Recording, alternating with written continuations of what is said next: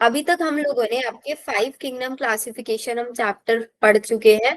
5 kingdoms में हम लोग कौन कौन सा किंगडम पढ़ चुके हैं? आपका मोनेरा पढ़ चुके। मोनेरा के अंदर सारे कौन से मेंबर्स थे हमारे? बैक्टीरिया। सारे बैक्टीरिया थे, सॉल मेंबर। ठीक है। फिर मोनेरा के बाद हमारा प्रोटिस्टा है। प्रोटिस्टा के अंदर सारे यूनिसेलुलर यूकैरियोट्स थे। फंजाई के अंदर सारे के सारे फंजाई थे। प्लांटी के अंदर हमारी एल्गी थी, ब्रायोफाइट थे, टेरिडोफाइट थे, जिम्नोस्पर्म्स थे और एंजियोस्पर्म्स थे। सबके अंदर पड़ा। किसी के अंदर वेस्कुलर टिश्यूज थे, किसी के अंदर नहीं थे। टेरिडोफाइट हमारे सीड्स के प्रिकर्सर्स के जैसे बिहेव कर रहे थे। एंजियोस्पर्म्स के अंदर हमारा डबल फर्टिलाइजेशन भी हो रहा था, सीड भी बन रहा था और सीड नेक्ड भी नहीं था, सीड के ऊपर कोटिलीडन भी प्रेजेंट था। जिम्नोस्पर्म का सीड नेक्ड सीड था। साइकस, स्पाइनस, ये मैंने आप लोगों को 2 केसेस उसके अंदर पढ़ाए थे। हेट्रोस्पोरस क्या होता है, होमोस्पोरस क्या होता है, डाइनोफ्लेजिलेट्स क्या होते हैं।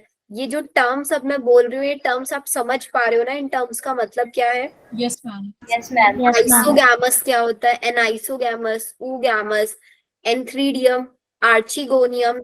इनमें से कोई भी टर्म ऐसा नहीं लग रहा होगा कि मैम नया नया सुन रहे हैं। सब चीजें अब आप लोगों के माइंड में प्रॉपरली सेट हो चुकी हैं। माइकोप्लाज्मा एक ऐसा स्मॉलेस्ट लिविंग सेल है जो विदाउट ऑक्सीजन सर्वाइव करता है, जिसके पास सेल वॉल भी नहीं होता है ना? माइकोप्लाज्मा, पीपीएलओ भी जिसको हम बोलते हैं, yes ma'am. Pneumonia like organism. ये अब एनिमल किंगडम के अंदर देखो, हम लोगों ने एक चीज देखा था भाई कि प्लांट किंगडम के अंदर मैंने आप लोगों को एक टेबल बनवाई थी, क्लासिफिकेशन की टेबल, कि भाई हमारे पास जितने भी प्लांट्स है उनके अंदर एम्ब्रियो बन रहा है या नहीं बन रहा, उस बेसिस पे अलग डिवाइड कर दिया। फिर सीड बन रहा है नहीं बन रहा, उस बेसिस पे। वेस्कुलर टिश्यूज बन रहा है नहीं बन रहा, उस बेसिस पे अलग अलग ग्रुप्स में डिवाइड कर दिया था हमने। अब सेम एनिमल किंगडम पे हम करेंगे। अब तक हम लोग एक टर्म पढ़ते आए हैं, इवोल्यूशन, इवोल्यूशनरी हिस्ट्री, फाइलोजेनेटिक। तो मेरे को कोई एकदम सिंपल सॉर्टेड लैंग्वेज में बता सकता है व्हाट इज इवोल्यूशन? क्योंकि ये चैप्टर एक ऐसा चैप्टर है जिसमें सबसे ज्यादा डिफिकल्टी रहेगी आप लोगों को। बहुत डिफिकल्ट लगता है ये चैप्टर बच्चों को, आपको भी लगेगा। 12th क्लास में जब आ जाओगे तब भी लगेगा, नीट एग्जाम के लिए प्रिपेयर करोगे तब भी लगेगा। हमेशा मैं पूछूंगी बच्चों कौन सा चैप्टर रिवाइज करना है, मैम एनिमल किंगडम करा दो। हर बैच के अंदर ये प्रॉब्लम आती है कि मैम एनिमल किंगडम नहीं याद होता हम लोगों से।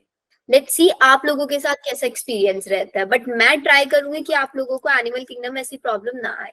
ये जिज्ञासा। मैम एक्चुअली जो अभी रिसेंट 10th क्लास का हमारा सिलेबस था उसमें एवोल्यूशन टोटली कट हो गया था, तो आपको मतलब स्टार्टिंग से एक्सप्लेन कर सकते हो? बिकॉज एवोल्यूशन वगैरह जो टॉपिक्स थे वो सब हटा दिए गए थे, इवन फॉसिल्स हटा दिए थे। डिलीटेड था, सिर्फ हेरिडिटी पड़ी थी। अच्छा, क्लास 10th की भी बात कर रहे हो ना? Yes ma'am. इवोल्यूशन चैप्टर में सिर्फ अभी मैं आप लोगों से बेटा डेफिनेशन पूछ रही हूँ कि अगर आप कहीं पे भी इवोल्यूशन टर्म समझते हो तो आपके माइंड में क्या आता है? हम किसी भी Evolution, माइक्रो ऑर्गेनिज्म या फिर ऑर्गेनिज्म का ग्रो अप होना। उसकी डिफरेंट स्टेजेस। पास्ट हिस्ट्री को रिवील करना। यस मैम, किसी भी जनरेशन में कितना चेंज आ रहा है, हर जनरेशन एग्जैक्टली, में चेंज आते हैं। या वेरी गुड, कि भाई उसकी हिस्ट्री कैसे थी। अब थोड़ा सा ध्यान से समझना, बहुत आराम से पढ़ेंगे इस चैप्टर को, क्योंकि इस चैप्टर को ऐसा समझना है हम लोगों को, इसके अंदर डिफिकल्टी ना आए हम लोगों को। अब सपोज करो मैं होमोसेपियंस हूँ। होमोसेपियंस समझते हो आप? होमोसेपियंस ह्यूमंस को बोलते हैं, यस मैम। है ना? अब होमोसेपियंस, अब आप लोगों ने अपने टीचर्स से सुना होगा या कहीं पे भी ये तो सुना होगा कि हम लोग जैसे आज दिखता है, हम लोग पहले ऐसे नहीं थे बिल्कुल भी, है ना? यस बहुत मैम, सारे होमो डिफरेंसेस। इरेक्टस थे। एग्जैक्टली, चलो मैं आप लोगों को ना कुछ इमेजेस दिखाती हूँ, थोड़ा सा विजुअलाइजेशन करते हैं आज हम लोग।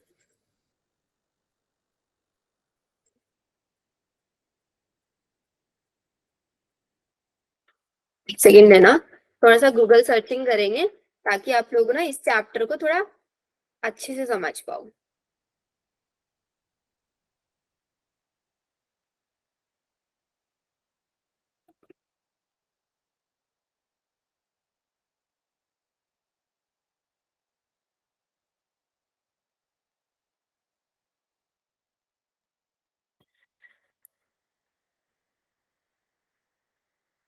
ये डायग्राम देख रहे हो आप, ह्यूमन इवोल्यूशन वाला?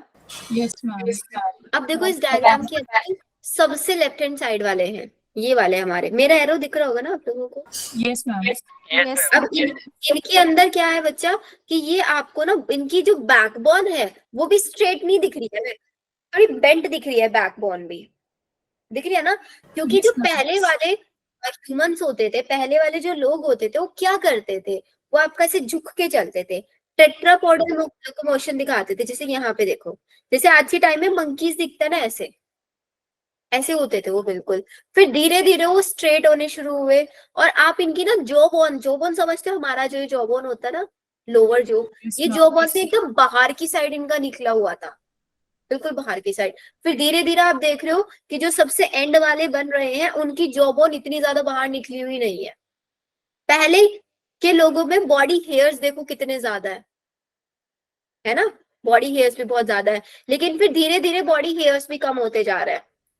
और दिखाती हूँ आप लोगों को,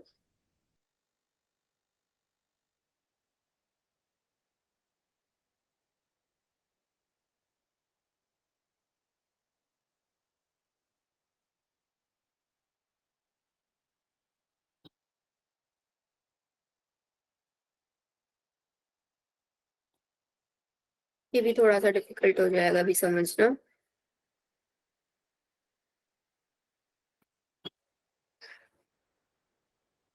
अच्छा चलो, अब मेरी बात ही सुनो पहले।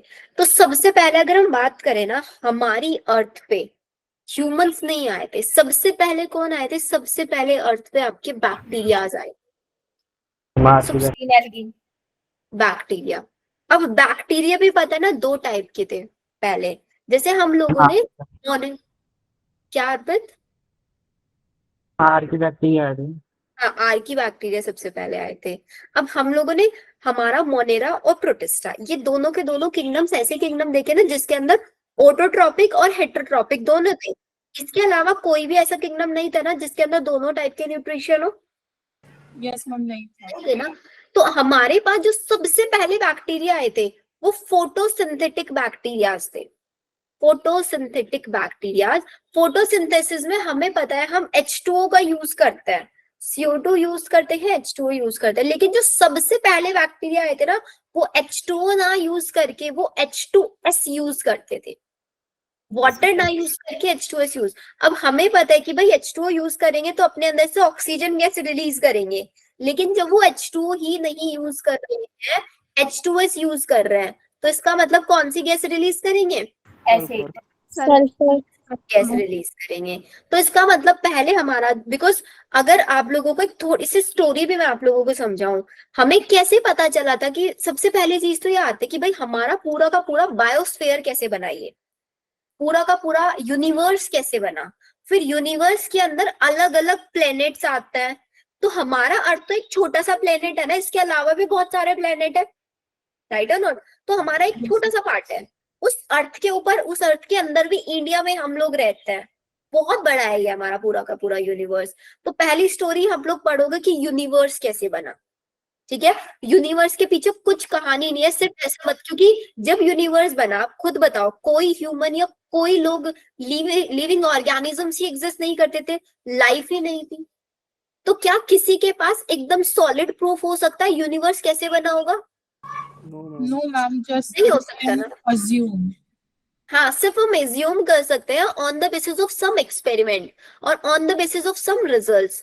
तो ये एज्यूम किया गया कि भाई अचानक से क्या हुआ होगा, यूनिवर्स में बहुत सारी गैसेस वगैरह या फिर बड़े बड़े स्टोन्स थे, वो ऐसे रोटेट कर रहे थे एक जगह पे, और जब कोई भी चीज के अंदर रोटेशनल मोशन होता है वहां पे एक एनर्जी प्रोड्यूस होने लग जाती है।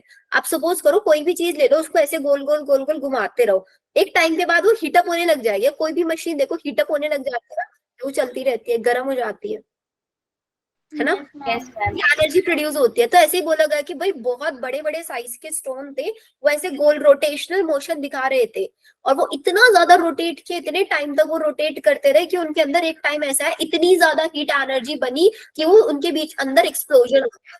एक्सप्लोजन मतलब फट गए, बहुत बड़े बड़ा जो स्टोन था वो स्टोन छोटे छोटे स्टोन्स में डिवाइड हो गया, और क्या बोला कि भाई वो छोटे छोटे स्टोन कुछ नहीं, वो प्लेनेट।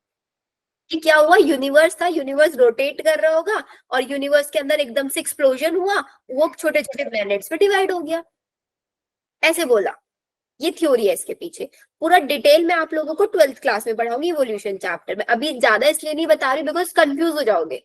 जो चैप्टर पढ़ रहे हो उसी चैप्टर को रिलेट कराऊंगी एनिमल किंगडम को आप लोगों को मैं यहाँ पे। तो ऐसे बोला, फिर उसके अंदर भी हमारा एक अर्थ प्लैनेट बना, अर्थ के चारों तरफ सन रिवॉल्व करता है, सन के चारों तरफ अर्थ रिवॉल्व करती है, सन के चारों तरफ अर्थ सन के चारों तरफ Exactly. अर्थ रिवॉल्व करती सन है। के चारों तरफ अर्थ रिवॉल्व करती है। पता है इसका कंसेप्ट कहाँ से? इसका कंसेप्ट ये आया था कि भाई कोई भी चीज जब आपकी रोटेट करती है, सबसे ज्यादा एनर्जी कहाँ पे होगी, इसके सेंटर में होगी या नहीं होगी?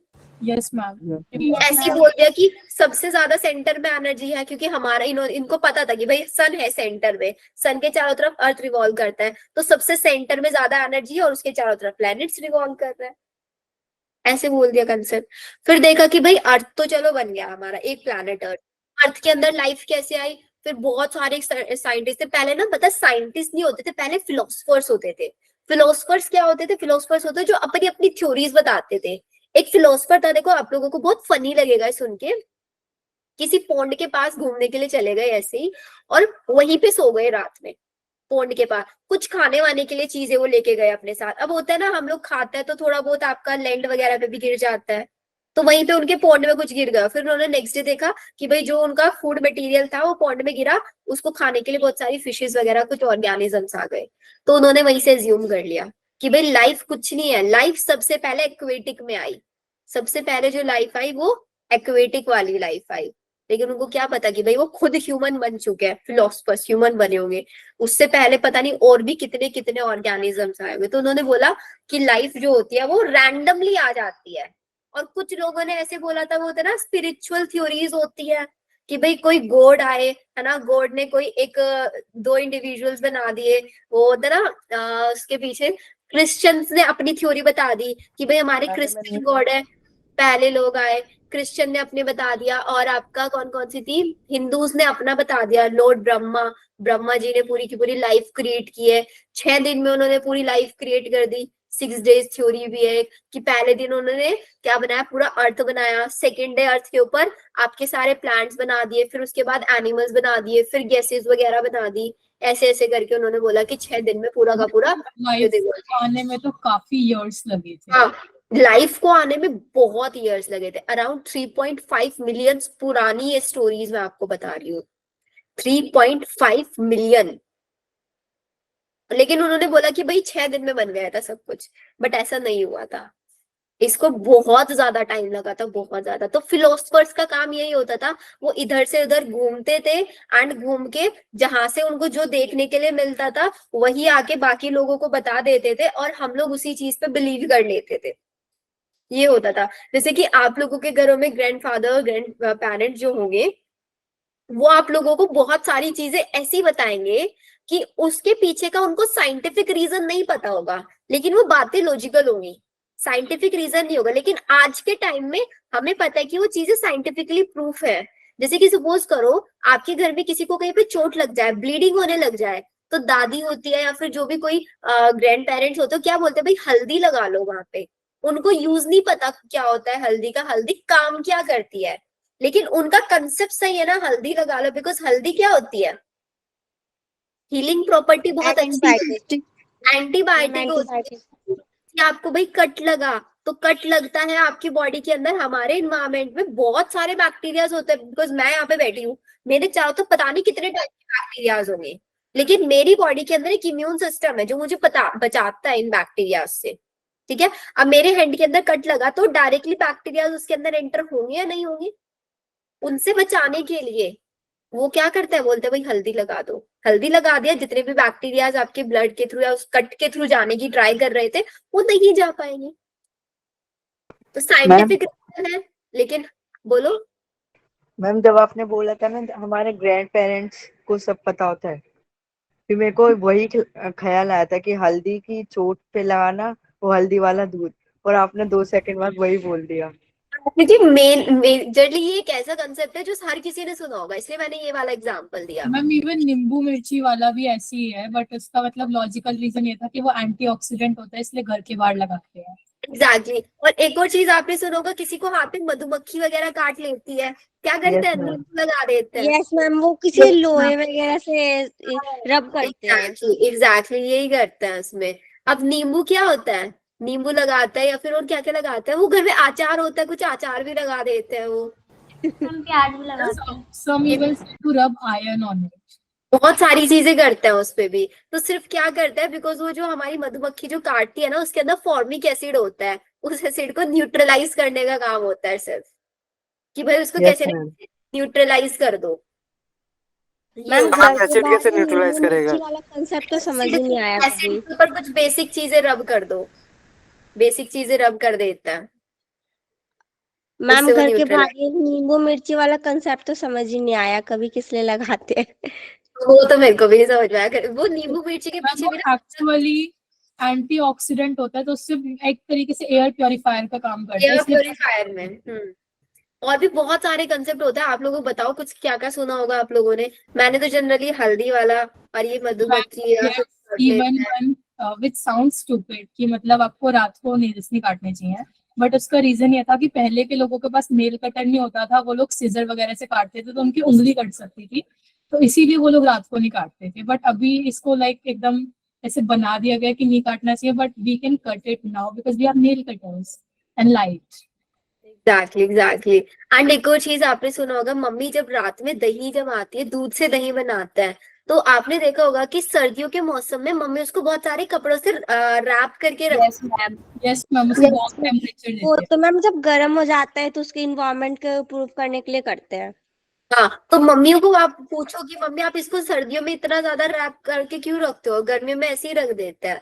उसके पीछे का रीजन उनको नहीं पता होगा। रीजन ये होता है कि भाई आपका जो मिल्क से कर्ड बनाने का प्रोसेस है ना, उसके अंदर आपको एक प्रॉपर टेम्परेचर की रिक्वायरमेंट होती है, उसको एक हाई टेम्परेचर चाहिए होता है। और विंटर्स में क्या होता है, लो टेम्परेचर होता है। इसलिए टेम्परेचर मेंटेन करने के लिए पहले की जो ग्रैंड पेरेंट्स है, उन्होंने बोल दिया कि भाई इसको ऐसे कवर अप करके रखोगे तो ही आपका कर्ड में कन्वर्ट होगा, नहीं तो नहीं होगा। आई थिंक ये लोग ना एक्सपेरिमेंट करते थे, जो अच्छा हुआ वो अच्छा एक्सेप्ट कर लेते हैं। नहीं, एक्सपेरिमेंट्स नहीं होते थे।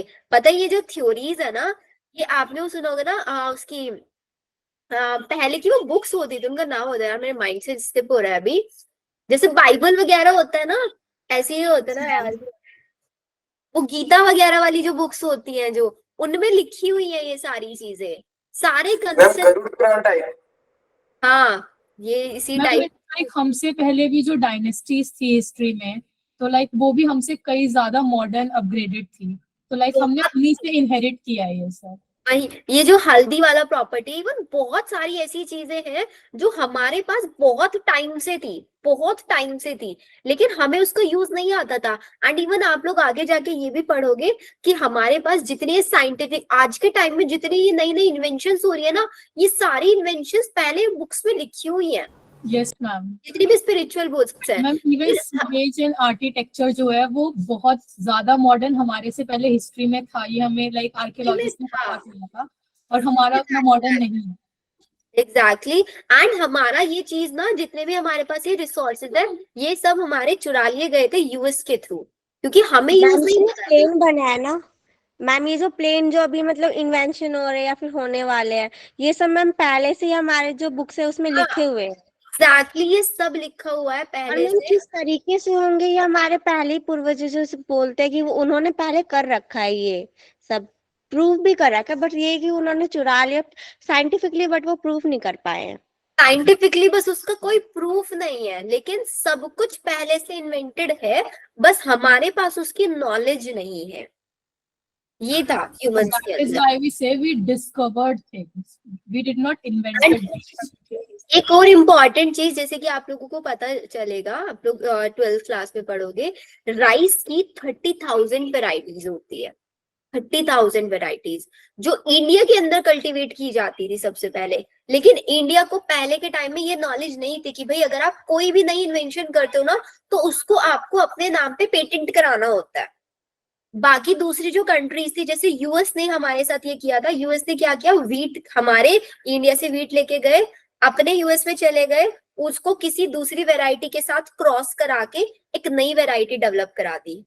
और उसको अपना पेटेंट दे दिया। अब सपोज करो हमें अब बोलोगे कि मैम इसमें हमारा क्या लॉस है? हमारा लॉस इसके अंदर ये है कि अगर मैं वीट की कोई नई वैरायटी बनाना चाहूंगी या बेचना भी चाहूंगी, मुझे पहले यूएस से परमिशन लेनी पड़ेगी, क्योंकि उन्होंने उस चीज को अपने नाम पे पेटेंट करा लिया। अगर मैं ऐसा नहीं करूंगी तो वो मेरे ऊपर केस कर सकता है। जैसे सपोज करो मैं आप लोगों को कोई चीज पढ़ा रही हूँ, मैंने कुछ किसी भी कुछ एग्जाम्पल की कोई ट्रिक बनाई, जैसे कि मैंने आप लोगों को प्लांट किंगडम के अंदर अलग अलग ट्रिक्स बताई हैं, वो ट्रिक मैंने बनाई है खुद बैठ के, मेहनत सारी मैंने की है।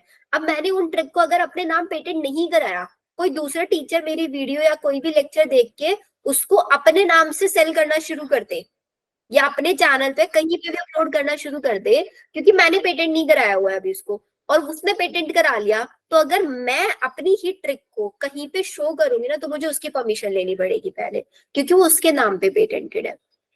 मैम इंडिया बासमती राइस का एग्जांपल गिवन है बुक में। हाँ, ये वाले एग्जांपल्स गिवन है 12th क्लास में, बायोटेक्नोलॉजी का पूरा चैप्टर है, यस उसमें मैम। ये सारी चीजें समझ में आएंगी।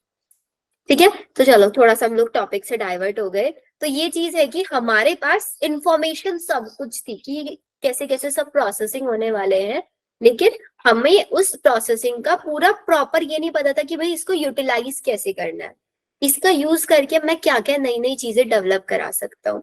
तो अब सिंपल सा कंसेप्ट पे आता है एनिमल किंगडम। अब हम लोगों को क्या करना है, एनिमल्स का क्लासिफिकेशन करना है कि भाई मेरे अर्थ पे सपोज कितने एनिमल्स है, अगर आप एग्जांपल लो 7 मिलियन एनिमल्स है टोटल। ठीक है, अब 7 मिलियन एनिमल मेरे सामने लाके खड़ा कर दे, मेरे को बोले कि भाई एक एक का नाम आपको याद रखना है, एक एक का कैरेक्टर याद रखना है कि इसका ये कैरेक्टर इसको ये खाने के लिए देना चाहिए, इससे मेरे को ये बेनिफिट होगा, क्या मैं याद रख पाऊंगी? No ma'am. No ma'am. नहीं मैम। मैं उनको अलग अलग ग्रुप्स में क्लासिफाई कर लूं, जैसे हम अब तक क्लासिफिकेशन पढ़ते हैं, तो वो मेरे लिए इजी हो जाएगा। अब बात ये आती है इवोल्यूशन की यहाँ पे, कि जो आप इसके अंदर फाइलम्स पढ़ोगे, पूरे किंगडम के अंदर फाइलम पॉरीफेरा पढ़ोगे, सिलेंट्रेटा पढ़ोगे, टीनोफोरा, एक सीरीज में आप लोगों को फाइलम्स पढ़ोगे, तो वो सीरीज है according to the evolution. Evolution के अकॉर्डिंग आप समझना कि पहले क्या था मेरे पास, पहले मेरे पास ऐसे ऑर्गेनिज्म थे जो पानी में रहते थे, उन्होंने अपनी लाइफ पूरी पानी में निकाली, लेकिन फिर उनका मन किया कि भाई मेरे को नहीं रहना है एक्वेटिक, मेरे को तो टेरेस्ट्रियल रहना है। अब उसको एक्वेटिक से टेरेस्ट्रियल होने के लिए उसने अपनी बॉडी के अंदर क्या क्या चेंजेस किए, वो धीरे धीरे हम चेंजेस पढ़ेंगे कि इसके अंदर क्या चेंजेस आए, इसके अंदर क्या चेंजेस आए, वो चेंजेस देखेंगे। ऐसे ही करते करते हम लोग एंड तक पहुंचेंगे ह्यूमंस तक। ह्यूमन सबसे एंड में पढ़ेंगे मैमल्स, क्योंकि ह्यूमंस के अंदर हो सकता है कि ह्यूमंस के अंदर इवोल्यूशन हो जाए, कोई नया ऑर्गेनिज्म बन जाए, आज से 100 साल बाद हो सकता है, नहीं हो सकता है, ह्यूमंस कुछ अलग टाइप से दिखने लग जाए, अभी 2 आईज है बाद में 1 आई हो जाए, मैम अभी लाइक बाद में और हो जो जाए। भी यूजलेस कैरेक्टर्स होते हैं वो रिमूव हो जाए बॉडी से। एग्जैक्टली, जितने भी यूजलेस कैरेक्टर को बोलते हैं वेस्टिजियल ऑर्गन्स। पहले टेल होती थी ह्यूमंस के, टेल डिमिनिश हो गई क्योंकि कोई यूज नहीं है। जैसे कि स्नेक्स है, स्नेक के क्या हाथ और पैर होता है? लेकिन पहले होते थे, पहले होते थे, उसके लिम्स थे, लेकिन उसने अपने आप को छिपाने के लिए छोटे छोटे ब्यूरोज के अंदर जाता था, तो अपने हैंड्स और लेग्स को बहुत ज्यादा कॉन्ट्रैक्ट करता था। अब कोई यूज नहीं किया उसने उनका, अब यूज नहीं किया, वो डिमिनिश हो गए। बस ऐसे ऑर्गन्स जो होता है डिमिनिश होते चले जाते हैं। सपोज मेरे अंदर डिमिनिश हो गए तो मेरी जो नेक्स्ट जनरेशन आएगी उसके अंदर वो ऑर्गन नहीं आएगा। ऐसे धीरे धीरे धीरे धीरे इवोल्यूशन होता चला जाता है। ठीक है, यहाँ तक सबको? चलो यस मैम। अब थोड़ा सा चैप्टर पे आ जाते हैं हम लोग।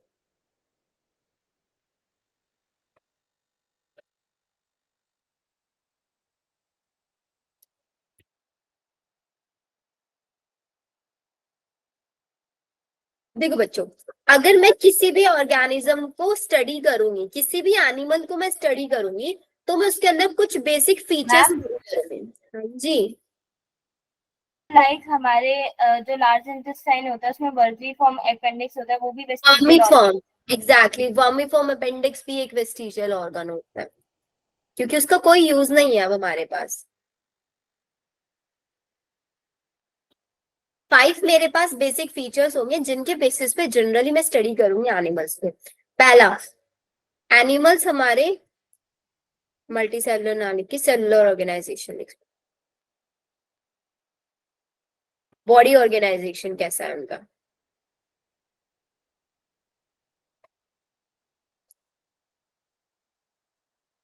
अब एनिमल्स है सारे के सारे, प्रोकैरियोटिक तो होने से रहे एनिमल्स, सबके सब एनिमल्स क्या होते हैं? यूकैरियोटिक ही होता है। एनिमल्स के अंदर मोड ऑफ न्यूट्रिशन ऑटोट्रॉफिक तो नहीं होगा, सबके अंदर कैसा होगा? हेट्रो। और हेट्रो में भी कौन सा? होलोजोइड।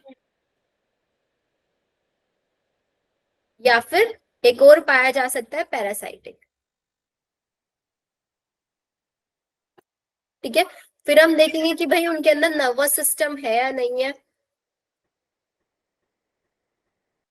प्रेजेंस ऑफ नर्वस सिस्टम, वो लोकोमोशन कर रहे हैं या नहीं कर रहे हैं, और लोकोमोशन कर रहे हैं तो किस ऑर्गन के थ्रू लोकोमोशन कर रहे हैं? एक्सक्रीटरी ऑर्गन उनका क्या है? Excretory organ. रेस्पिरेटरी ऑर्गन उनका कैसा है?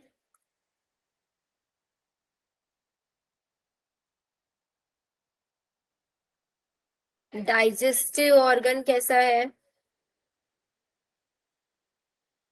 ये कुछ कैरेक्टर्स हैं, जब भी हम किसी भी फाइलम को पढ़ेंगे तो उसके अंदर इन कैरेक्टर्स को हम स्टडी करें। ठीक है, यहाँ पे अब आता है मेरे पास बॉडी ऑर्गेनाइजेशन। पहला बॉडी ऑर्गेनाइजेशन, ये लिख लिया सबने? मैम आप इसका पीडीएफ ग्रुप पे भेज दोगे? हाँ जी बेटा। मैम आप इसका पीडीएफ ग्रुप पर भेज दोगे ना? हाँ जी भेज दूंगी, डोंट वरी। यस मैम, हो गया। हो गया ना, चलो।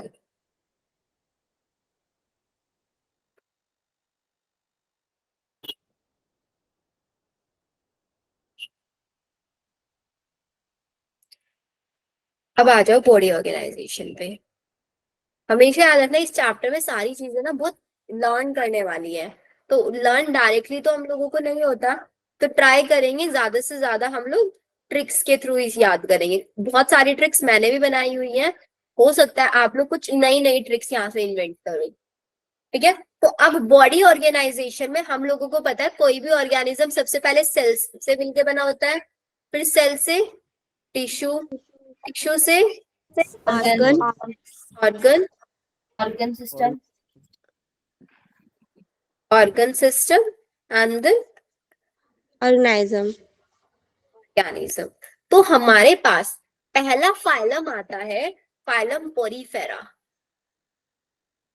तो ये जो फाइलम होता है ना बच्चों, ये फाइलम में आपके सारे के सारे सेलुलर लेवल ऑफ ऑर्गेनाइजेशन आपको देखने के लिए मिलेगा। First phylum cellular organisation, second cellular के बाद कौन सा ऑर्गेनाइजेशन आता है? टिश्यू वाला। टिश्यू वाला कौन से फाइलम के अंदर देखने के लिए मिलेगा? Phylum Coelenterata and Ctenophora. इन दोनों के अंदर आपको देखने के लिए मिलेगा tissue level of organisation. Organ वाला आपको देखने के लिए मिलेगा प्लेटी हेल्मिन्थीज। ये सब याद हो जाएंगे आप लोगों को, डोंट वरी। प्लेटी हेल्मिन्थीज आपका इसके अंदर ऑर्गन मिलेगा। इसके बाद प्लेटी हेल्मिन्थीज के बाद जितने भी फाइलम्स आएंगे सबके अंदर आपको ऑर्गन सिस्टम मिलेगा। प्लेटी हेल्मिन्थीज के जस्ट बाद आता है आपका एसके हेल्मिन्थीज। एनालिडा, हेल्मिन्थीज से लेके आपका कॉर्डेटा तक सब के सब ऑर्गन सिस्टम में ही आएंगे। तो ये है हमारा पहला टॉपिक, बॉडी ऑर्गेनाइजेशन। सब समझ में आया यहाँ तक? मैम जो पॉलीफेरा में स्पॉन्जेस होते हैं वो मल्टीसेलुलर होता है कि यूनिसेलुलर? यूनिसेलुलर होता है बेटा, सेलुलर सिर्फ और सिर्फ सेल से मिलके बने, सब यूनिसेलुलर होंगे। मैम फिर स्पॉन्जेस में नर्वस सिस्टम होते हैं? स्पॉन्जेस के अंदर नर्वस सिस्टम आपको मिलेगा, लेकिन बहुत ज्यादा डिमिनिश लेवल का मिलता है। मतलब सिर्फ और सिर्फ नर्व्स मिलती है, प्रॉपर सिस्टम नहीं मिलता। उसकी जगह पे कुछ अलग अलग सेल्स होती हैं जो आपकी सेंसरी ऑर्गन का वहां पे काम करती है। बिकॉज ना एक्सेप्शन में डाल रखा था नर्वस सिस्टम जो फाउंडेशन की बुक थी। पॉरीफेरा के अंदर नहीं आता है नर्वस सिस्टम, बिकॉज बहुत डिमिनिश होता है, बहुत डिमिनिश। बाकी सब के अंदर आपको नर्वस सिस्टम मिलता है एक्सेप्ट पोरीफेरा। Okay ma'am. ठीक है, एंड बिकॉज ये एक अकेला सेलुलर लेवल वाला है ना, सेल वाले लेवल पे कहाँ तक ही नर्वस सिस्टम हम उसको प्रोवाइड कराएंगे। फिर आता है नेक्स्ट मेरे पास, नेक्स्ट टॉपिक डालना, पैटर्न ऑफ कॉम्प्लेक्सिटी।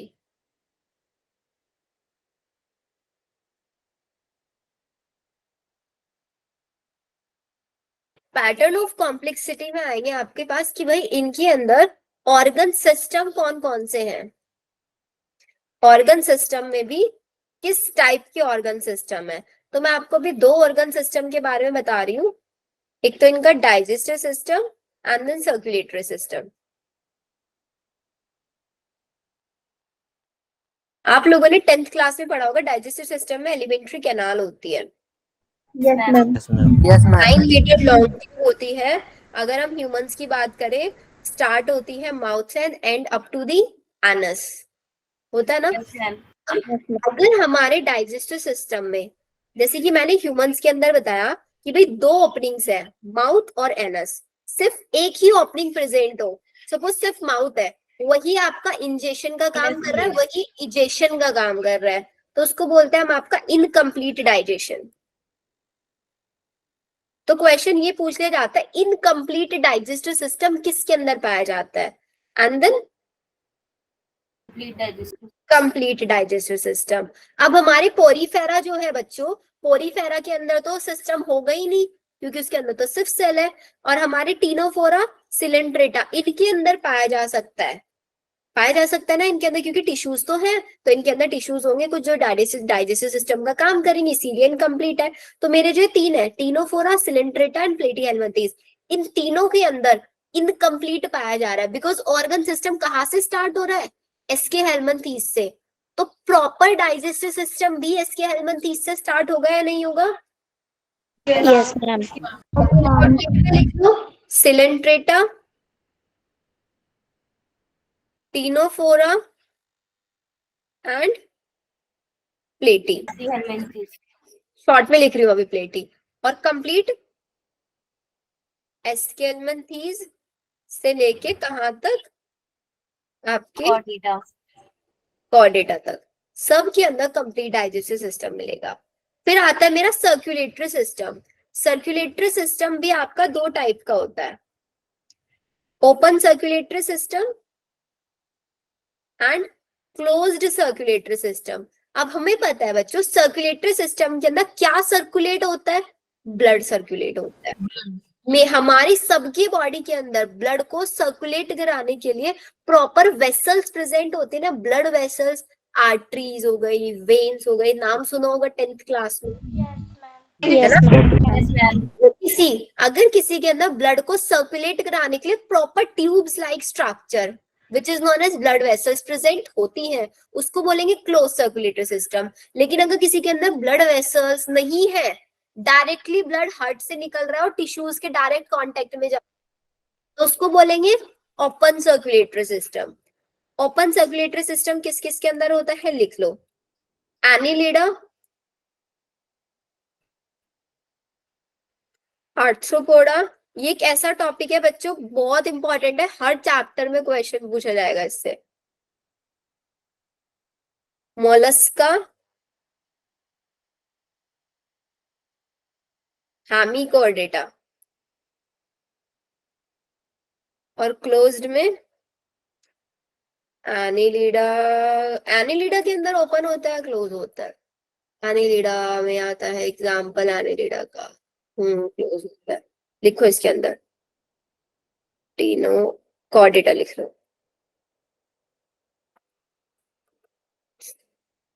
क्लियर है। मैम हेमिकोर्डेटा से पहले वाला क्या है वो, Mollusca. Mollusca, Mollusca, MOSS spelling से। अभी एनिलिडा को दोनों में लिख लेना, ओपन एंड क्लोज में। मैम एनालिडा में तो कॉकरोच भी आता है ना। कॉकरोच, कॉकरोच बेटा एक इंसेक्ट है, आर्थ्रोपोडा के अंदर आता है, आर्थ्रोपोडा।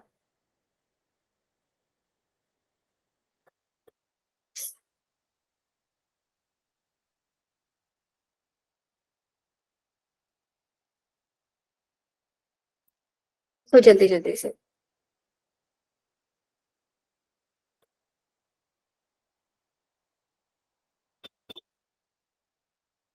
मैम एनालिटिका का तो क्लोज्ड होता है सर्कुलेटरी सिस्टम। लेकिन इसके अंदर एक तो एग्जाम्पल होता है जिसके अंदर ओपन भी होता तो है। मैम लीचीस एक्सेप्शन है, उसमें ओपन मोलस्कस होता है जिसके अंदर ओपन होता है। एग्जाम्पल है इसका। मैम मोलस्कस होता है जिसमें ओपन Yeah. होता है और बाकी सब में क्लोज होता है। यस यस, इसीलिए मैंने इसको दोनों में लिखवा दिया।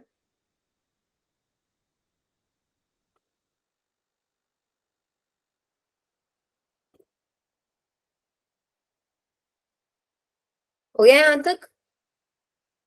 Yes ma'am. चलो अब आ जाओ नेक्स्ट पे। अच्छा, ये ओपन की और क्लोज की बच्चों, क्योंकि आप लोगों को ना स्कूल एग्जाम्स भी देने हैं, तो स्कूल एग्जाम्स के लिए आपको open circulatory system, close circulatory system की डेफिनेशन भी करनी है। मैं यहाँ पे प्रॉपर डेफिनेशन नहीं लिखवा रही हूँ क्योंकि मैं आप लोगों को की नोट शेयर कर दूंगी। अगर आप लोगों को डेफिनेशन लिखना होगा वहां से लिख लेना, ठीक है? बिकॉज पूरा डेफिनेशन लिखवाने में बहुत टाइम जाएगा, या एनसीईआरटी में डायरेक्ट होती भी है डेफिनेशन, आप चाहोगे वहां से देख लेना, ठीक है? Ma'am okay ma'am. System incomplete होने का मतलब, क्या बेटा? डाइजेस्टिव सिस्टम इनकम्प्लीट होने का मतलब? डाइजेस्टिव सिस्टम इनकम्प्लीट का मतलब होता है कि सिर्फ एक ओपनिंग होती है, या तो माउथ होगा या एनस होगा, क्योंकि हमें पता है डाइजेस्टिव सिस्टम में एलिमेंट्री कैनाल होती है, एक एंटीरियर ओपनिंग होती है, एक पोस्टीरियर ओपनिंग होती है, माउथ और एनस। अगर दोनों है तो कंप्लीट, एक है तो इनकम्प्लीट, ठीक है? मैम अगर माउथ ओपनिंग नहीं होगी तो इनटेक कैसे होगा, और अगर एनस नहीं होगा तो इजेशन कैसे होगा? अगर यहाँ पे सिर्फ एक ओपनिंग होती है तो इंजेशन, फूड टेकिंग जो प्रोसेस होता है वो माउथ से होता है, और जो इजेशन वाला प्रोसेस होता है स्किन के थ्रू होता है, सरफेस के थ्रू, बॉडी सरफेस के थ्रू होता है, या सेम से भी हो जाता है, जिससे इंजेक्शन हो रहा है उस सेम से ही इजेक्शन भी होता है, बट मोस्टली के अंदर आपका बॉडी सरफेस के थ्रू इजेक्शन हो जाता है, ठीक है? मैम एग्जांपल इसका एग्जाम्पल आप ले सकते हो हमारे पास, जैसे कि अमीबा। हाँ, अमीबा भी आप ले सकते हो, इनकम्प्लीट होता है उसके अंदर भी, लेकिन अमीबा को हम इसमें नहीं रख सकते क्योंकि अमीबा जो होता है वो सेलुलर होता है, यूनिसेलुलर होता है, उसके अंदर तो सिंगल ओपनिंग भी नहीं होती है, वो तो सेल मेम्ब्रेन को डिफ्यूज करा के तब फूड मटेरियल को लेता है, यस मैम, वो तो है ना? सूडोफोबिक। राउंड वॉल, प्लेनेरिया, प्लेनेरिया इसका एग्जाम्पल होता है। प्लेनेरिया हो गया। एक वो होता है ओबेरिला, ओबेरिला एक एग्जाम्पल होता है इसका। जितने भी मैंने इसके अंदर फाइलम लिखवाए सारे के एग्जाम्पल इसी के अंदर आएंगे। Okay ma'am. Ma'am open circulatory system बता दो। बेटा ओपन सर्कुलेटरी सिस्टम के अंदर हमें देखना है कि सर्कुलेटरी सिस्टम के अंदर हमारा ब्लड सर्कुलेट करता है। जैसे कि सपोज करो हमारे घरों में टैंक होता है, टैंक 3rd फ्लोर पे है और 1st फ्लोर पे पानी आना है, तो पाइप के थ्रू आता है, नहीं आता है? तो उसको बोलेंगे भाई आपके घरों में क्लोज सर्कुलेटरी सिस्टम है, लेकिन टैंक लगा दिया है भाई, उसके अंदर से पानी निकल रहा है ऐसे ही, वो ऐसे ही बह के जा रहा है आपके ग्राउंड फ्लोर तक, 2nd फ्लोर तक, वो कैसा सर्कुलेटरी सिस्टम हो गया? ओपन सर्कुलेटरी सिस्टम हो गया कि भाई जिसको भी पानी चाहिए ऐसे ही ले लो, कोई टैप के थ्रू नहीं आएगा। अगर वो टैप वाला सिस्टम है वो क्लोज। ऐसे ही हमारा बॉडी के अंदर होता है। बॉडी के अंदर क्या होता है कि जो ब्लड होता है ना वो डायरेक्ट टिश्यूज के कांटेक्ट में रहता है, ब्लड वेसल्स के थ्रू नहीं होता, डायरेक्ट टिश्यूज के कांटेक्ट में होता है, उसको बोलते हैं ओपन सर्कुलेटरी सिस्टम। मैम हाँ हाँ मैम इनकम्प्लीट में प्लेटफॉर्म्स काउंट होंगे इनकम्प्लीट डाइजेशन में? हाँ, इनकम्प्लीट में प्लेटफॉर्म भी आएंगे। चले आगे, चलो अब देखो। Yes ma'am. फिर नेक्स्ट आता है मेरे पास सिमेट्री। हम लोग कोई भी जब भी फाइलम पढ़ेंगे तो उसमें सिमेट्री की बात जरूर करेंगे कि सपोज मैंने पढ़ा फाइलम पॉरीफेरा, पॉरीफेरा के अंदर जितने भी ऑर्गेनिज्म है क्या उनकी बॉडी के अंदर कोई सिमेट्री है? ये तो हमारे पास सबसे पहले वाला कौन सा है? पॉरीफेरा। पॉरीफेरा के अंदर याद रखना बच्चों कोई सिमेट्री नहीं होती, दिस इज एसिमेट्रिकल। एसिमेट्रिकल का मतलब होता है कि हम बॉडी को दो इक्वल पार्ट्स में डिवाइड नहीं कर सकते। Any plane passes through the center.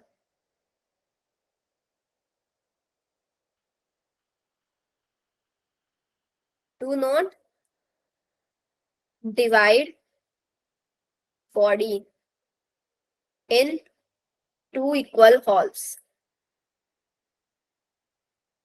This is known as asymmetrical. फिर इसके बाद नेक्स्ट सिमेट्री आती है मेरे पास रेडियल सिमेट्री.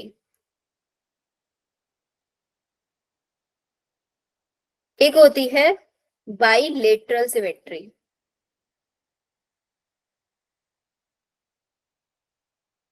अब रेडियल और बाइलेटरल में डिफरेंस समझना.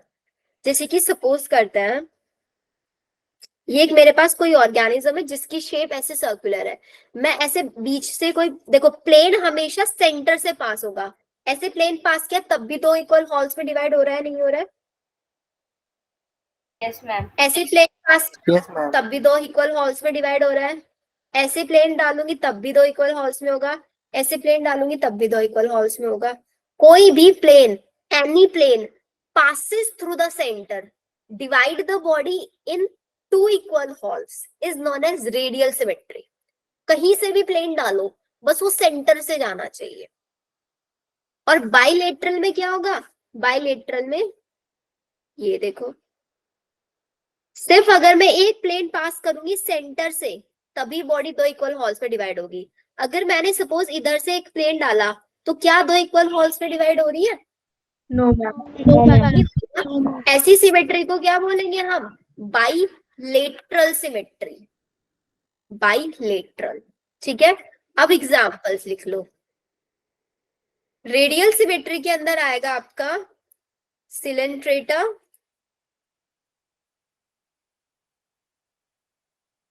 Ctenophora and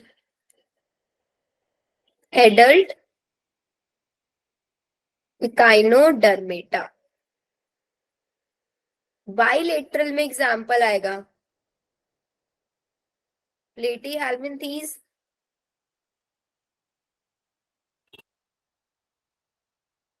SK हेल्मिन्थीज.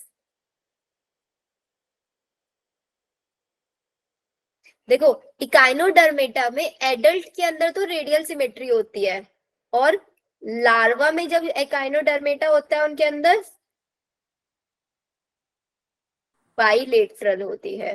और इसके अलावा जितने बच गए आपके, कौन सा बच गया? एनिलिडा, मोलस्का, कॉर्डेटा, सब के अंदर आपकी बाइलेटरल सिमेट्री पाई जाएगी. तीन सिमेट्री होती है सिर्फ. एसिमेट्रिक कोई दो इक्वल हॉल्स में डिवाइड नहीं. रेडियल किसी भी प्लेन से डाल कट करो दो इक्वल हॉल्स में डिवाइड. बाइलेटरल में सिर्फ एक सिंगल प्लेन से अगर कट हो रहा है. This is known as bilateral symmetry. Clear है? Yes ma'am. अब आप एक कंफ्यूजन जो बच्चों को यहाँ पे हमेशा रहेगा, बिकॉज इस पे क्वेश्चन भी आता है इकाइनोडर्मेटा वाले पे. कैसे याद रखोगे इसको कि एडल्ट के अंदर कौन सी होती है, लार्वल स्टेज में कौन सी होती है? लार्वल मतलब वो छोटे बच्चे हैं. एडल्ट जब वो बड़े हो गए. बताएगा कोई इसको कैसे याद रखोगे? मैम लार्वा में छोटा मतलब मैम कम से याद कर सकते हैं और एडल्ट में बड़ा मैम तो ज्यादा से रेडियल.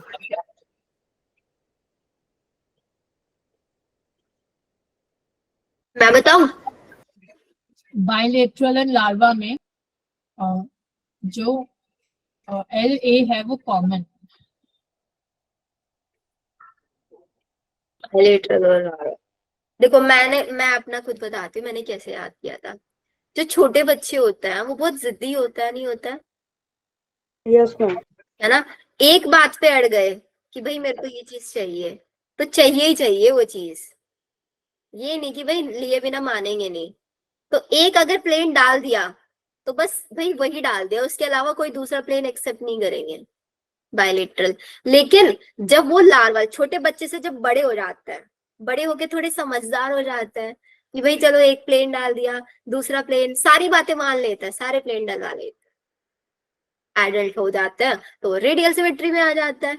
छोटे बच्चे होते हैं, जिद्दी होते हैं, एक ही प्लेन चाहिए, और बड़े होते हैं तो कुछ भी दे दो भाई, सब चलेगा। ठीक है,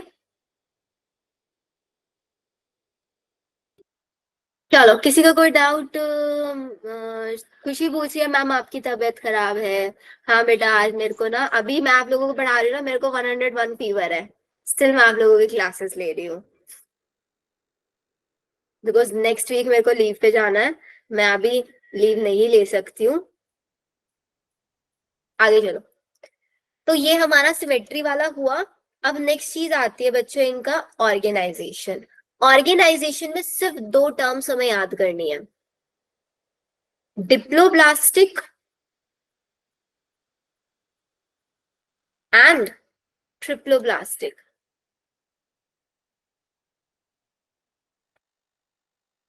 अच्छा, डिप्लो, डिप्लो मतलब 2, ट्रिप्लो मतलब 3।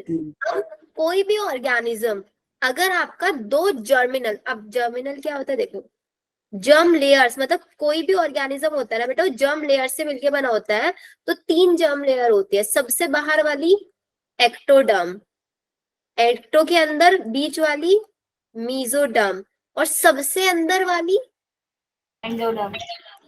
एंडोडर्म। इन 3 जर्मिनल लेयर से मिलके बना होता है। मतलब जब हम एम्ब्रियोनिक स्टेज में होता है ना, तो हमारी कोई भी बॉडी ऑर्गन बनता है वो इन्हीं लेयर्स से मिलके बनता है। ठीक है, अब हम यहाँ पे ये समझेंगे कि भाई जो मेरा ऑर्गेनिज्म है, क्योंकि मुझे ऑर्गेनिजम्स को अलग अलग ग्रुप्स में डिवाइड करना है, तो अगर ऑर्गेनिज्म सिर्फ 2 जर्मिनल लेयर से मिलके बना है तो मैं उसको बोल दूंगी डिप्लोब्लास्टिक। अगर वो 3 से मिलके बना है तो उसको बोलूंगी ट्रिप्लोब्लास्टिक। तो डिप्लो में अब इन तीनों में से कौन सी 2 होती है? इन तीनों में से होती है सिर्फ बाहर वाली एक्टोडर्म एंड एंडोडर्म। और ट्रिप्लो में तीनों होंगी, एक्टो भी होगी, एंडो भी होगी एंड मीजो भी होगी। अब ये याद रखना बहुत सिंपल है। क्यों सिंपल है ये? कि भाई जो डिप्लोब्लास्टिक है ना, वो मेरा सिलेंट्रेटा एंड टीनोफोरा होता है। टीनोफोरा के बाद आता है मेरे पास प्लेटी, प्लेटी से लेके कॉर्डेटा तक सब ट्रिप्लोब्लास्टिक है, without any exception, without any exception. तो सबसे इजी ये है ना।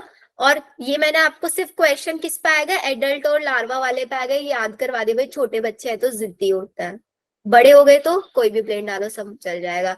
पोरीफेरा के अंदर एसिमेट्रिकल याद हो गया हम लोगों को, ये बॉडी ऑर्गेनाइजेशन भी हम लोगों को याद ही रहेगा। आया डिप्लोब्लास्टिक तब समझ में सब? Yes ma'am. चलो अब समझ में आ गया ना। अब इसके थोड़े से ना मैं आप लोगों को कुछ इमेजेस दिखाती हूँ।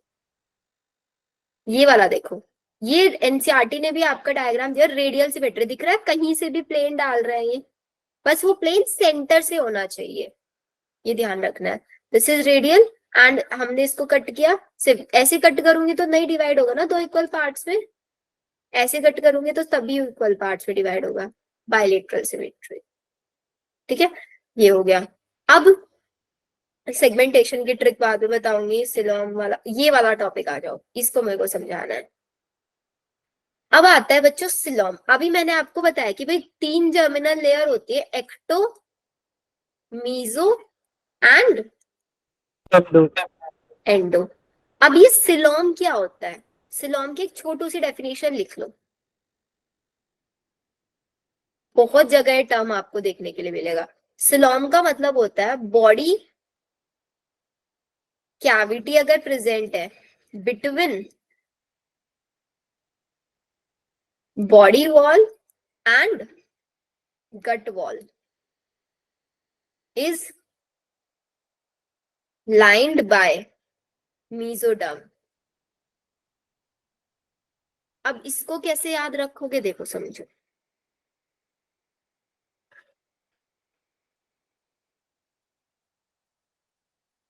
ये कोई भी मैंने एक स्टूडेंट बना दिया, ठीक है। इसकी बॉडी वॉल, बॉडी वॉल मतलब इसकी स्किन है ना। हमेशा जो बॉडी वॉल होती है, जो आउटर वाला पार्ट होता है, वो किससे बना होता है? वो हमेशा एक्टो से बना होता है। और जो एंडो, एंडो मतलब सबसे इनर वाला, तो इसके इनर में क्या है यहाँ पे, एलिमेंट्री कैनाल है या नहीं है, यस मैम। एलिमेंट्री, तो एलिमेंट्री कैनाल किससे बनी होगी, एंडोडर्म से बनी होगी।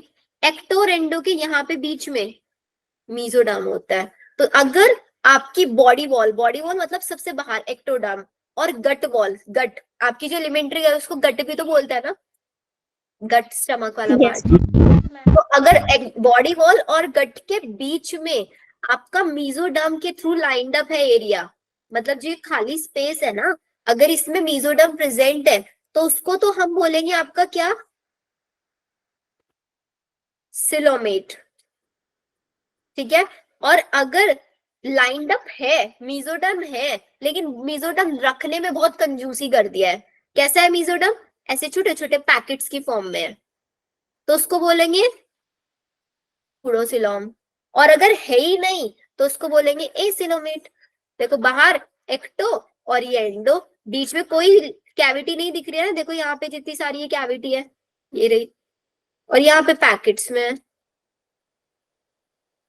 समझ में आया? 3, coelom, pseudocoelom and coelomate. Acoelomate.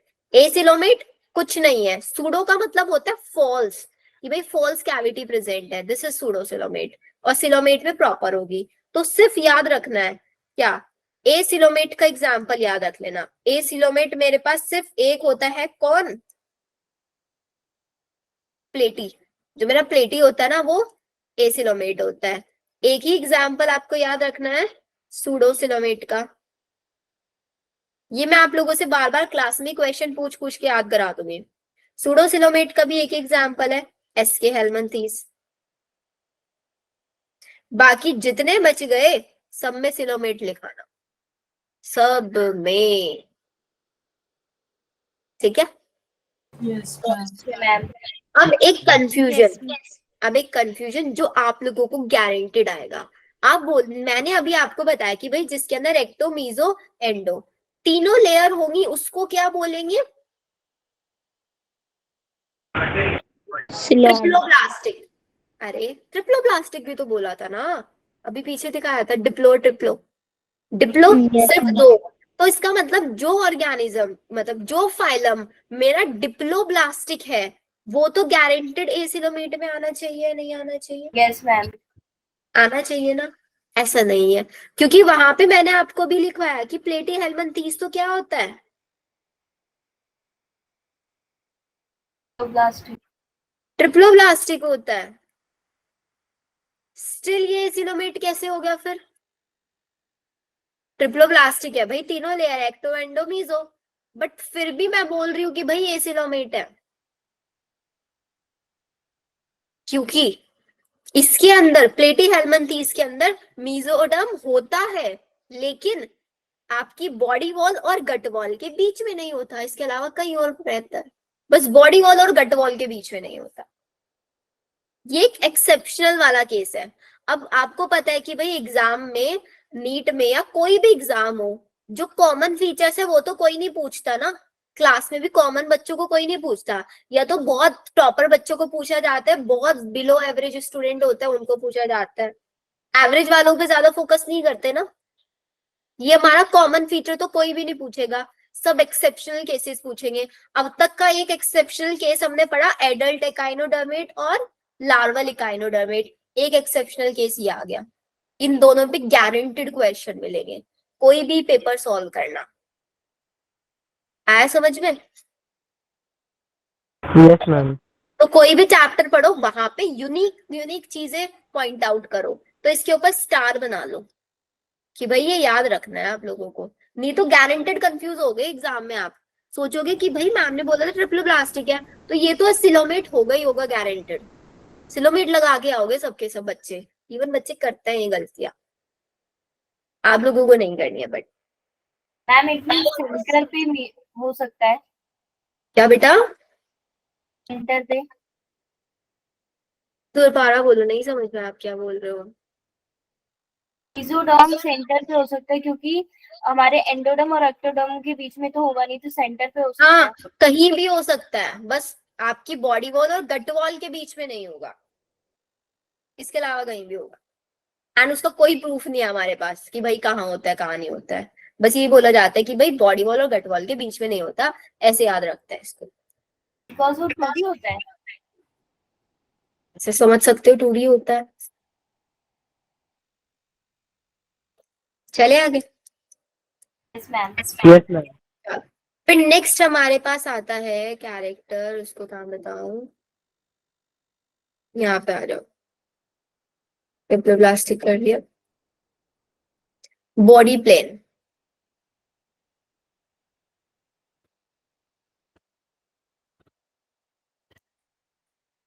अब बॉडी प्लेन में भी 3 चीजें आती हैं।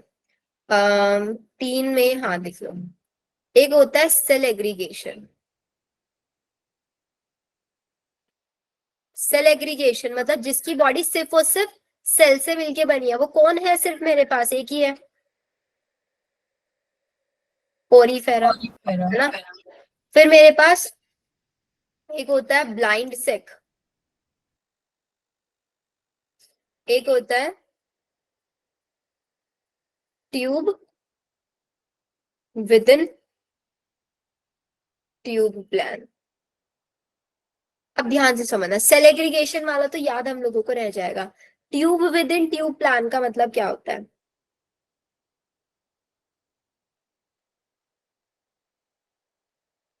कोई भी ऑर्गेनिज्म ही है, ठीक है। अब ये एक ट्यूब हो गई या नहीं हो गई ऐसे। अब इसके ट्यूब के बीच में इसका डाइजेस्टिव सिस्टम एक और ट्यूब है। मतलब भाई एक ट्यूब ये हो गई इसकी बॉडी, और इसकी बॉडी के अंदर एक और ट्यूब है। Tube with in tube plan लग रहा है नहीं लग रहा है? Yes ma'am. यस एक मैम। ट्यूब यस के अंदर एक मैम। ट्यूब। तो tube with in tube plan generally किसके अंदर होता है? जिसके पास माउथ भी होता है और एनस भी होता है। 2 ओपनिंग्स प्रेजेंट होती है। वही वाला कंसेप्ट आ गया डाइजेस्टिव सिस्टम वाला, डाइजेस्टिव इनकम्प्लीट और कंप्लीट वाला। 2 ओपनिंग्स है, तो जिसका अंदर कंप्लीट डाइजेस्टिव सिस्टम होगा उसके अंदर बॉडी प्लेन कैसा होगा? Tube with in tube. Tube with in tube plan होगा। अब इस tube with in tube plan के अंदर भी थोड़ा सा चीज आ जाती है। एक वर्ड हम यूज करते हैं, प्रोटोस्टॉम। एक वर्ड हम यूज करते हैं ड्यूटेरोस्टॉम। प्रोटो का मतलब होता है प्राइमरी, मतलब फर्स्ट। स्टोम का मतलब होता है माउथ। लिख लो इसको। प्रोटो का मतलब होता है फर्स्ट, स्टोम का मतलब है माउथ। तो प्रोटोस्टॉम हम किसको बोलेंगे? क्योंकि भाई हमें पता है 2 ओपनिंग होंगी, माउथ और एनस। जिसके अंदर पहले माउथ बन रहा है, मतलब बॉडी बनते टाइम पहले माउथ बनेगा, उसको हम बोलेंगे प्रोटोस्टॉमिक। प्रोटोस्टॉमिक, तो इसका मतलब फर्स्ट माउथ। लिखते उसको फिर से, पहले माउथ बनेगा, लेटर ऑन एनस बनेगा। और ड्यूटेरो में, ड्यूटेरो मतलब बाद में, तो इसके अंदर फर्स्ट क्या बनेगा? पहले एनस बनेगा एंड लेटर माउथ। माउथ बनेगा। एग्जाम्पल लिखो प्रोटोस्टोम और ड्यूटेरो के। इसका एग्जाम्पल होता है आपका annelids, Arthropoda and Mollusca. Mollusca. Deutero के एग्जाम्पल इकाइनो से लेके कॉर्डेटा तक सारे आएंगे। इन ह्यूमंस में क्या होता है? ह्यूमंस के अंदर भी ड्यूटेरोस्टोम होता है। पहले एनस बनता है, फिर माउथ बनता है, ठीक है। ब्लाइंड सेक में क्या होगा? सिर्फ सिंगल ओपनिंग होगी।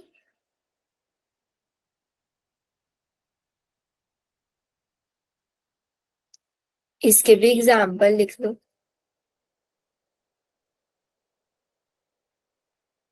सिलेंट्रेटा, टीनोफोरा, प्लेटी हेलमन, या प्लेटी लिख लेना बस। ये हो गया हमारा बॉडी प्लेन।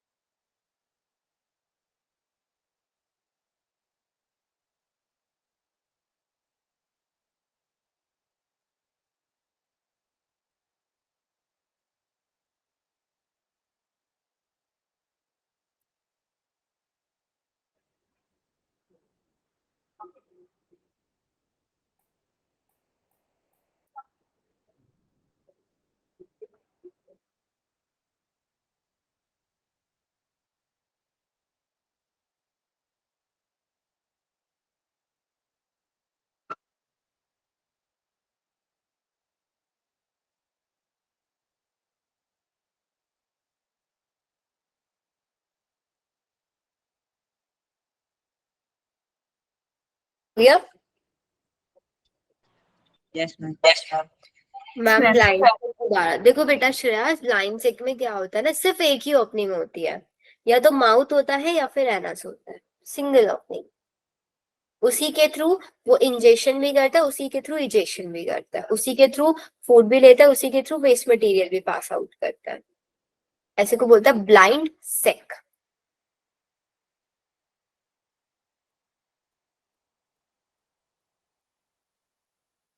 चलो फिर अब हम स्टार्ट करते हैं हमारा पहला फाइलम। उससे पहले ये आ जाओ, जो मैंने आपको सारी चीजें अभी ये टेबल लिखवाया ना, उसी का इन्होंने चार्ट बना रखा है एनसीईआरटी ने, कि हमने एनिमल्स को 2 पार्ट्स में डिवाइड कर दिया।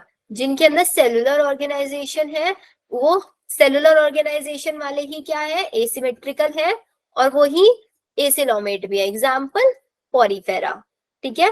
फिर टिश्यू ऑर्गन, टिश्यू और सिस्टम वाला किसके अंदर था, सिलेंट्रेटा और टीनोफोरा, वो भी एसिलोमेट है। और सिमेट्री कैसी थी उनके अंदर, रेडियल सिमेट्री थी। टीनोफोरा के बाद जितने भी हैं सब में बाइलेटरल सिमेट्री। सिर्फ इकाइनो, देखो इकाइनोडर्मेटा के ऊपर स्टार बना रखा है, आप अपनी एनसीईआरटी में देखना। वो स्टार इन्होंने क्यों बनाया है, वो एडल्ट और लार्वल वाले के लिए। सीडोसिलोमेट का एक एग्जांपल बता दिया मैंने आपको, एस्केलमंथीज। एसिलोमेट प्लेटीहेलमिंथीज, बाकी सारे के सारे सिलोमेट। यही हमें इवोल्यूशन। अब आप लोगों को क्या करना ना, ये सारे के सारे फाइलम्स का नाम याद होना चाहिए।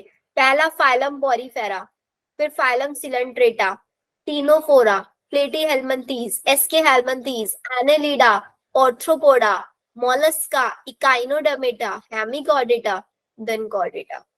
धीरे धीरे इवोल्यूशन का ट्रेंड भी हम लोग यहाँ पे समझेंगे कि भाई पहले ऑर्गेनिज्म कैसे होते थे, फिर उन्होंने अपने अंदर कैसे कैसे चेंजेस किए, वो चेंजेस क्या क्या थे। ऐसे ऐसे हम लोग इस पूरे ट्रेंड को पढ़ते चलेंगे, है ना। सबकी एनसीईआरटी में ये वाला chart. yes ma'am. Yes ma'am. चलो मैम अब रेडियल सिमेट्री किस किस के अंदर होती है। रेडियल, रेडियल नाम से क्या याद है आपको, याद आता है रेडियस, याद आता है नहीं आता है। Yes ma'am. और रेडियस हमेशा क्या होता है, रेडियस हमेशा सर्कल का होता है ना, यही होता है रेडियस। और अगर आपको एग्जाम में अच्छा, वैसे घर पे अगर कहीं पे सर्कल ड्रॉ करना होता है तो क्या कभी कॉम्पास का यूज करते हो, हाथ से No, बनाते हो। लेकिन अगर एग्जाम में सर्कल ड्रॉ करना आ जाए तो हमेशा कंपास से करोगे। No ma'am, Yes, ma'am. Diagram में। एग्जाम में तो कंपास से यूज करोगे ना, मैथ्स के अंदर स्पेशली।